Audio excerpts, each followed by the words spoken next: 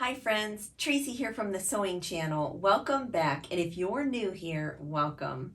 This block right here is my favorite so far in this free motion quilt along. I really do hope you're having as much fun as I am on this free motion quilt along. A few questions have come up about thread breakage and about skip stitches. Be sure to check the description box if you're having that trouble.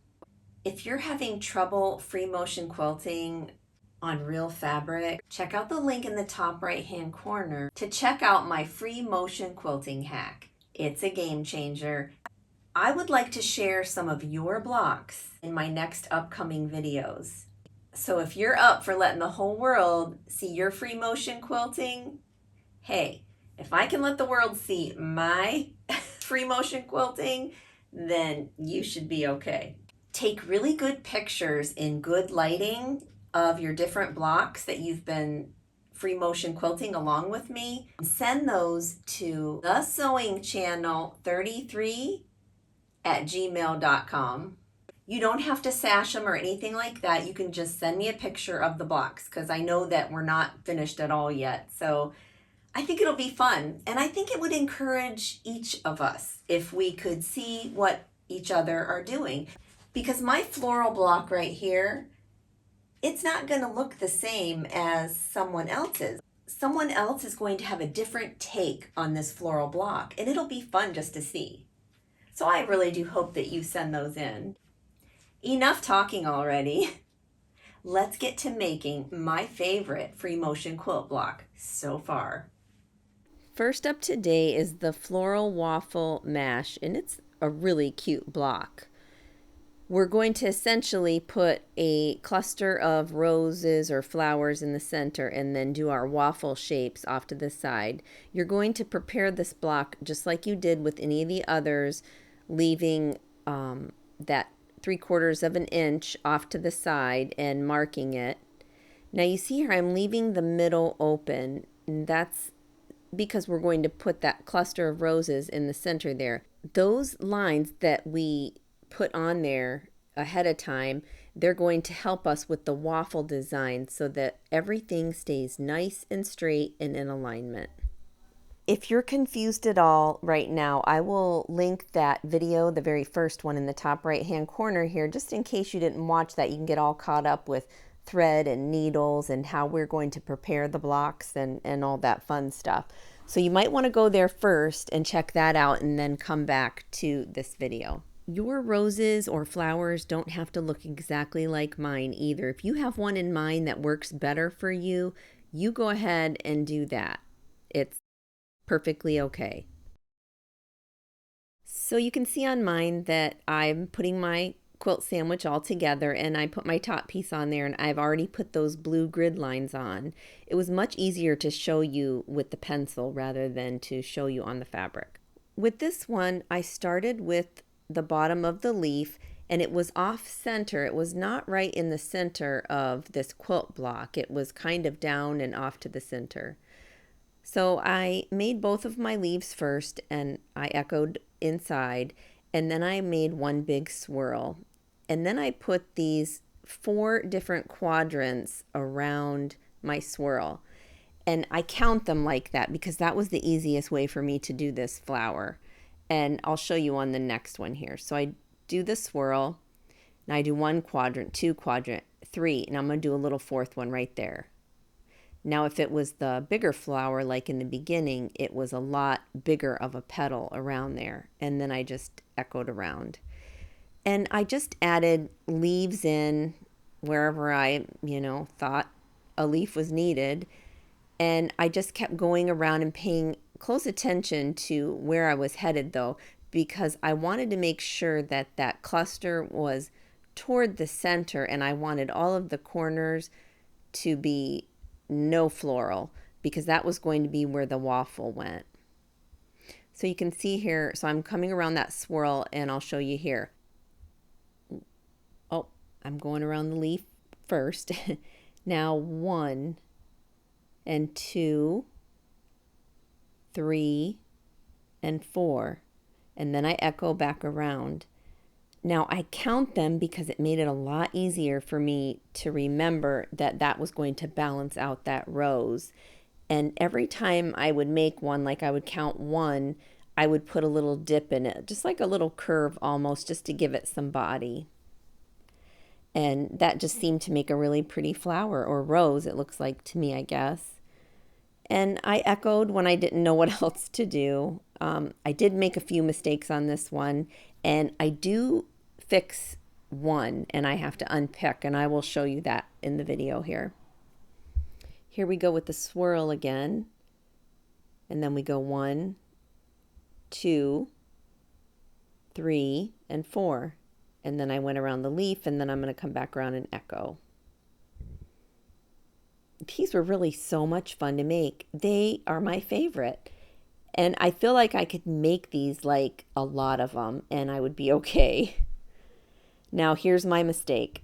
I kept making circular rounded leaves instead of pointy ones. So I unpicked it and I came back and this was the leaf that I put in that place. I mean, I didn't show you the unpicking and all that. I mean, you could tell it was a bad leaf. Next time I make this design, I'm going to try making that swirl, the line within it, a little wavy and see how that makes the rose look. Because as I'm looking at it from here, from this angle, watching me actually free motion it, like you guys are watching it right now, it looks a little stiff in the middle. So I'm thinking if I went a little wavy and then added those 4 around there, how that would look. I think it would look good. What do you think? Let me know. For whatever reason, I was having a really hard time with pointy leaves. And that's exactly what I wanted, was a point on the end of these leaves. I did not want them to be rounded. And it seemed like I kept doing that over and over again. And I'm not sure if it was because I was so focused on the roses and getting those right that I think in my head I already know how to make a leaf, so I'm not going to really concentrate there. I'm going to put all my focus within the flower. So I'm not sure. And then when I did that, I was starting to mess up on the leaves a little bit. I don't know. But all in all, I really do like the way this block turned out. I really do. And if you feel like you don't have enough balance on one end, just add a leaf sticking out of the cluster toward whatever barren area you have, and that should really help balance it out. So you see there, I was just echoing around everything kind of, and just making everything stand out around the roses, because we're going to go right into the waffle here in a minute. You can tell I really did struggle with the leaves, and I left most all of them. I only unpicked one of them, so there are a little, pointy, roundy leaves. Oh well, what are you going to do? Like that one, I don't know what I was doing there. I ended up leaving it though. So you see here, once I had a moment where I figured, well, I was done with the cluster, I went straight out following those, I think they're registration lines is what you could call them, keeping everything nice and straight. So I'm just going back and forth, being very mindful of those blue lines. There was a couple times where I could tell I was slanting to one side, and because of those lines, I straightened it right back up. And you can catch yourself and totally straighten yourself back out, even if you were slanted. So you just really have to pay attention to those. And you can see here, I don't have real big spacing in between there. It's just, they're not touching though. The lines aren't touching at all. We just have just enough space in between, like a waffle. And you're going to go right up to your floral cluster there, and you can follow along. If you hit a leaf, you would go down the leaf a little bit and ricochet back and go back to the edge and catch your blue line on the edge there. And this part went surprisingly really, really fast. Because you're just doing a straight line and you have such like an open road, so to speak, it was really easy to get through this particular block. Now the roses did take a little bit of time. None of these blocks should take you more than an hour though. I mean, this one probably was the most time consuming out of all of them so far, but realistically, it shouldn't take you more than an hour. So you're just going to keep on going until you get somewhere where you really can't go anymore. And then you're going to turn around and go crosswise on the lines, making that really cute, tiny, dense, micro waffle look, which I absolutely love. It's very pretty. It really does make our floral cluster just stand right out. With this waffle design, since the cluster is in the middle and we have the waffle design on all four corners and everything in between, you may have to break thread and go back in and crosswise some of the waffles. So keep in mind that that may happen. You may be able to get in there and travel. You can do that too. You don't always have to break thread. I mean, I think I traveled on mine, to be honest. Here I'm going to be practicing my horizontal lines again. Oh my word. There are just some things that are so hard for some people. So you can see there I switched back to back and forth. It's just really tough. So, okay, so I hit the corner there and then I came straight down. We're starting to hit all of our waffles now. You're just going to go straight down, and same thing, if you hit a flower or a leaf, you're going to bounce right off of it and come right back up. And you're going to make sure that you're watching those blue lines too. A couple times I wasn't watching and I got kind of off track, but the minute I noticed it, I was able to get right back on track again. I mean, look at how cute they are. They're just darling. And you can see there I went in and filled a little leaf that was kind of messed up from earlier. You can catch some of your mistakes too and fix them like I did. And you're just going to keep going until everything is filled in. You'll probably end up taking it out and looking at it and going, oh wait, I forgot that little tiny patch in there. It depends on, how dense you made it and whatnot with your cluster and how deep the in-betweens are.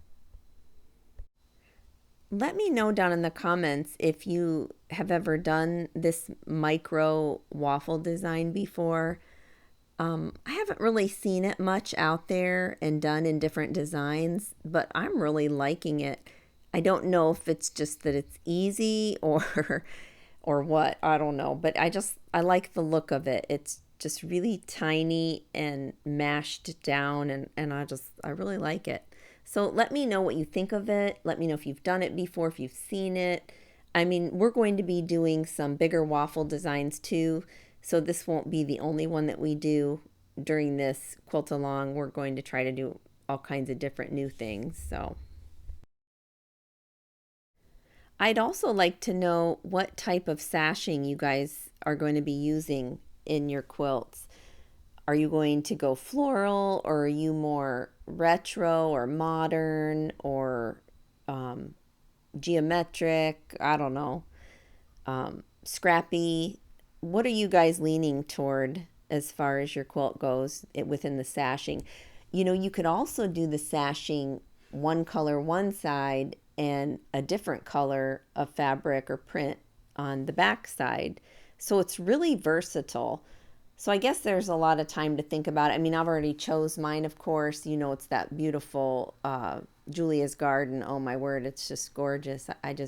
My daughter came over the other day and she saw a few of those blocks sitting there that were already sashed. And she said, Mom, what's this? This is gorgeous. What is this? And I'm like, oh, yeah, it is. It's pretty, right? Because remember, I told you guys in the last video that this quilt was going to be mine. So hopefully, they don't come over and take it. But I don't know. If they really wanted it that bad, they could have it. I don't care. Well, I care just a little bit because this one, yeah, I mean, I could probably make a ton more like this too and get in a ton of practice. I mean, you could knock one of these quilts out in a whole day if you really wanted to. Trim your block to 11 3/4 inches square, paying special attention to keep that center. So you want the same amount of trimmed edge all the way around. Isn't it pretty? Oh my goodness. I love how this turned out. This is by far my favorite block of the entire quilt along so far. All right, up next, we are going to do the ribbon candy star mash. And it's really easy. Since that last one was kind of, fussy, this one's really easy. You're going to fold your fabric square in half twice, and you're going to crease it. And you see there where I had those 2 crease marks on one side, and I drew a line to match them up. Now, mind you, I already had my 3/4 of an inch line along the edge all the way around. And this just makes 4 corners for us. Now, what I should have done is put 4 registration marks, just like I put the one right there at the sewing machine, because we want to make sure that this ribbon candy, as we start in the center, or I'm sorry, we start at the very tip in the corner, that as we're coming out, that we keep that ribbon candy straight. Now, it's really hard to make really long ribbon candy, as you can see here, and I probably stretched it farther than it should have gone, but I followed through with it. It was the design element that I wanted, and it looks okay. I'm okay with it. And you're just going to go somewhere around that blue line. And here I'm just kind of tracing the outer edge. And I'm doing all the ribbon candy at once, and you see there I'm stopping to put a registration mark at each corner so that I can keep each corner of the ribbon candy straight. I should have done that at the table, but I didn't. So I'm only going to show you 3 of the corners, I guess, because I don't want to make this video so long and that it gets so boring for you all. I try to give you a happy medium of sewing and commentary and whatnot. And let me know down in the comments if you think that it should be a certain way or a different way. I'm always open to constructive criticism, always. So if you think something's not quite right, you just let me know down in the comments. But be nice. The next part coming up, you'll notice after you see it, you'll probably get it. It reminds me of quilted toilet paper, and I'm not sure. I mean, I think that there's been toilet paper done like this. I'm just saying. But anyways, I ended up putting a registration mark there from one corner of that square down to the other corner, which is just a straight line down from point to point. All I'm doing is making a line and going left, right, upper left, lower right, upper right, and lower left. And I'm actually saying that in my head as I'm going as well. So let's see here if I can find a good one. Once you get to the top, you're going to travel down one of the sides a little bit, and you're going to make your first star after the turn in a space where there is no star. So you can see there, I'm not putting it right next to a star. I'm putting it in between a couple of stars. So I'm going straight down. I'm going left, right. Oh, that one I did right. Okay, so I did it the opposite way of what I said. So left, right, upper right, lower left, upper left. I think how I say it in my head, though, is up, down, side, side, side, side, side, side. I think that's how I say it. If you get yourself in a rhythm, I guess is what I'm trying to say, you won't make many mistakes. You'll just follow that rhythm. And these turned out so cute. And I call these twinkle stars because they are just so darling and so easy to make. So I'm just continuing on. When I get to the bottom, I'm going to travel along the side right there and get to an open spot. Come up to where there's no star and make one. See, now that one I went left and then right. So I don't know. And you just pop one in wherever you see fit. I mean, they're so easy to make, really. I mean, you could put this as a border or around an edge of anything. It would just look so cute. I'm going to slow this next one down for us so we can see exactly what's happening. That's real live motion right there. I didn't speed it up or slow it down at all. And now we'll get back into speeding. But I just wanted to make sure you saw the sequence. I should really call this block the toilet paper block because it really looks like quilted toilet paper. For real. I mean, that's the first thing I thought of after I was all done and I looked at it. I was like, wow, that looks like toilet paper. I really do hope that you all decide to email your blocks to me. I can't wait to see them. I mean, I'm just really excited. When I had first thought about doing that, I thought, well, what if nobody sends the blocks? What if nobody's really doing it and they're just not going to send them? And that'll be sad, but I don't know. I just really hope that I do get some emails with some blocks in them because that would be really fun for me to look at. I think it would be really fun for all of us to look at just to see the different shapes and the different things and the different routes that people take, their different take on, art, really, their perspective on a certain piece of art. And I don't know, I just really find it intriguing. I really do hope I'm getting my hopes up. I hope I'm not getting my hopes up and then I'll be disappointed. So, oh dear, I don't know. I'm probably jinxing it now, right? Hey, if even just one person sends me some pictures to look at, I will be happy. And it will be fun for me just to see, even if it's just one person. But I have a feeling it's going to be more than one. If I know you all and how crafty you all are, I just know I'm going to be getting some emails. So I'm excited. These twinkle stars, they make perfect quilting on Christmas projects. So you might want to keep this pattern in mind with all of these future Christmas patterns that you have coming down the pike with all these projects and such. And this would be a great one to, you could put this on tote bags or whatever. I mean, whatever project you're doing, little zipper pouches with the little, twinkle stars. They almost look like snowflakes. They're so cute. What a darling block. Don't you agree? A darling toilet paper block. If the next video in this quilt along series is uploaded and live, it'll be right here on this end screen and ready for you to click. If it's not here, then it's not ready yet. Until next time on the Sewing Channel, take care.